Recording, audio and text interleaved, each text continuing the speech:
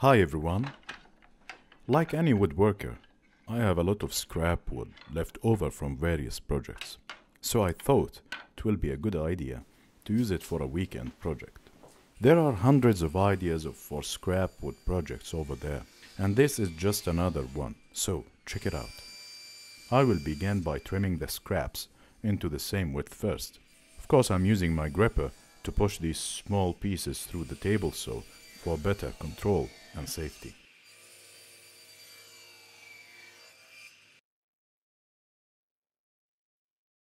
Drum sanding can remove plenty of saw mark. You can also use sandpaper attached to a flat surface if you don't have a drum sander. Now I'm cross-cutting all pieces to the same length using my cross-cutting sled.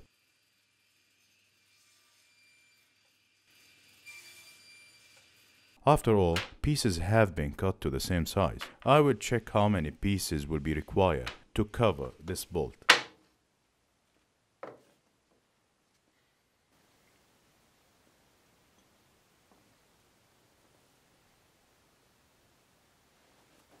Smoothing the pieces with 220 sandpaper.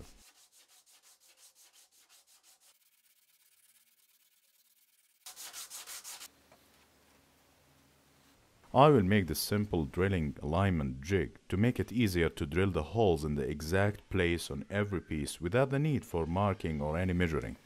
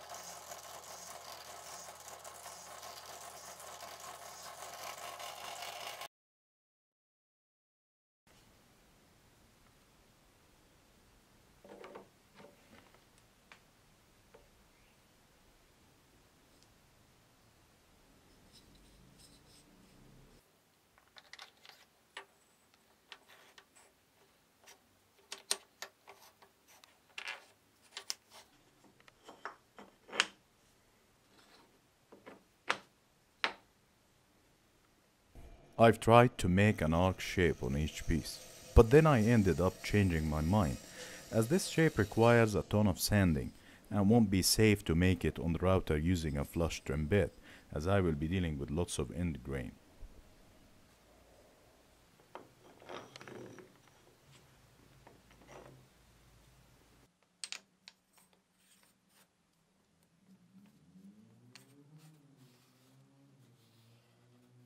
So I decided to switch to the table saw instead to replace the arc shape with the mitered shape, as this is not going to affect the performance of this vice spacer jig.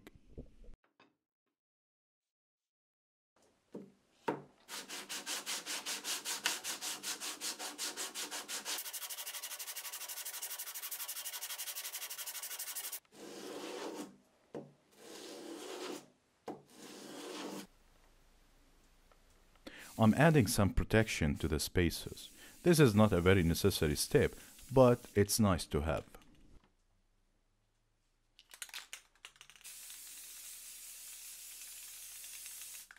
Here I'm adding some epoxy to prevent the bolt head from moving when rotating the spacers. Now the vice spacer is ready, so let's test it out.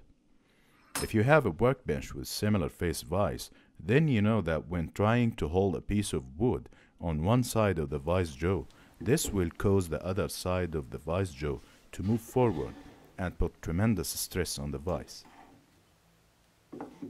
To encounter the vice racking problem, you can use a piece of wood with the same width as your workpiece to distribute the load equally on both sides of the vice jaw.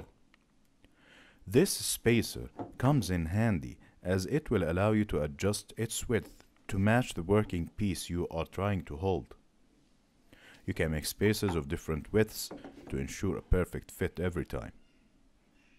This jig is very easy to make and very useful to have near your workbench, and should spare you time to look around for a piece of scrap to balance the pressure on your vise. At the end, thank you for watching and happy woodworking.